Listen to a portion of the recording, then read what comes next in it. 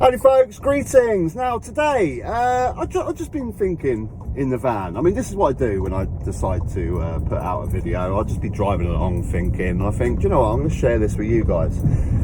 So today, I've just been thinking, do you know what? The vast majority of the general public, and I include myself in this, the vast majority of average folks in this country do not know bugger all about the economics of running a country. We think we do. We have our opinions online. We argue online about these things.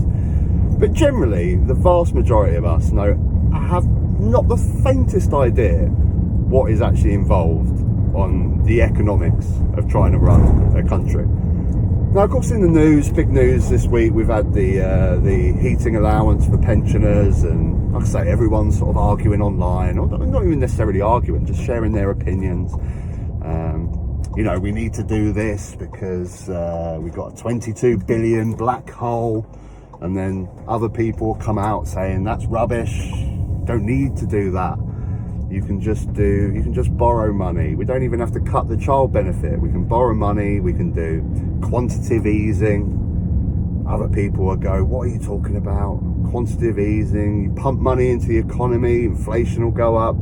If you borrow loads of money, interest rates are so high. And just this constant bickering. And I've just come to the conclusion that really just the general public, just average folks, like I say, I include myself in this, just are so ignorant on this topic, just don't really know anything of what's involved of actually the economics of running a country. And why is this? You know, I've often said, look, I mean, I've accumulated a certain amount of knowledge over the years on politics, just through my interest in the subject. But economics on a whole still absolutely fries my brain. It really does, and especially when you just get these two arguments going up against each other constantly. You know, we've had 40 years of neoliberal, they like to call it, don't they, neoliberal style economics. Are we better for it?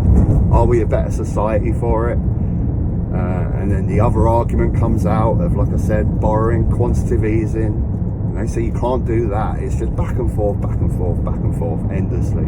But why generally do the British public are just so ignorant on these topics and really don't understand exactly how to run a country? I mean, this stuff isn't taught in schools. It should be, really, shouldn't it? It should be. I mean, Jesus Christ, I've done like 5 years of German in school. I know about 5 words. I'm not necessarily saying that learning a language in school is a bad thing. It's probably a good thing, but the way they teach it is awful. But why do we not learn about basic economics and basic sort of politics in school? Is there a reason for that? Is it because politicians don't want us learning that stuff, so they'll never implement that into law? You know, when you think of some of the things, the useless things that you learn in school, I mean, some of the stuff in geography, and even some of the stuff in science, I think it needs to be left if you want to do that in higher education. History as well. I mean, it's good to know the basics of history, of course, but some of the stuff can be for a more advanced level. I think politics and economics would be far more beneficial for kids to learn in school. But yeah, is it just because politicians don't want us learning that stuff? And this is the sad thing about where the majority of people in this country get their information on economics from, is politicians. That's the worst place to get your information from. Don't get your information on how to run a country from politicians. Don't sit there and listen to Jacob Rees-Mogg about how bloody free market capitalism needs to run wild for us to succeed. Don't listen to politicians. That's the worst thing. Listen to experts. Listen to experts. And this is the crux of my video, really. From now on, I'm only taking your opinion seriously if you're a semi-expert on the topic. You know, so many people, like I said, take their information from politicians or GB News or whatever news source they get. Just take it from experts.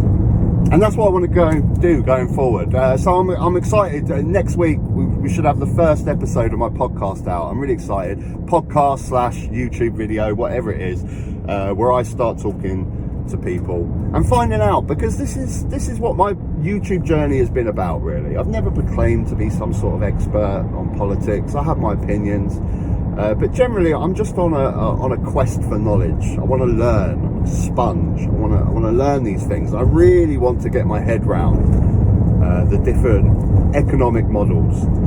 So I want to speak to experts. So I've got lined up a few people that want to chat. So I want to talk on economics, but I also want to talk to people that work in the NHS, in education, in the police force, about some of the problems that we're encountering in this country, how we need to fix them. I want to talk to people in their field, and that's specifically what I'm saying right now. Sick and tired of just taking people's opinions, listening to politicians. I just want to speak to people and hear from people that work in those fields and are experts in the topic. So yeah, coming forward, if you've got any suggestions, guys, put them down below, please, in the comment section. Anyone that you think that I want to talk to, and it'll be coming very, very soon. If you enjoyed the video, click a like. If you haven't subscribed, subscribe up top. Be another video, you can check that out as well. Till next time, take care. Why is not just... If there's nothing behind that white van, I'm going to be so pissed off. I'm going to just fucking zoom in past, ain't it?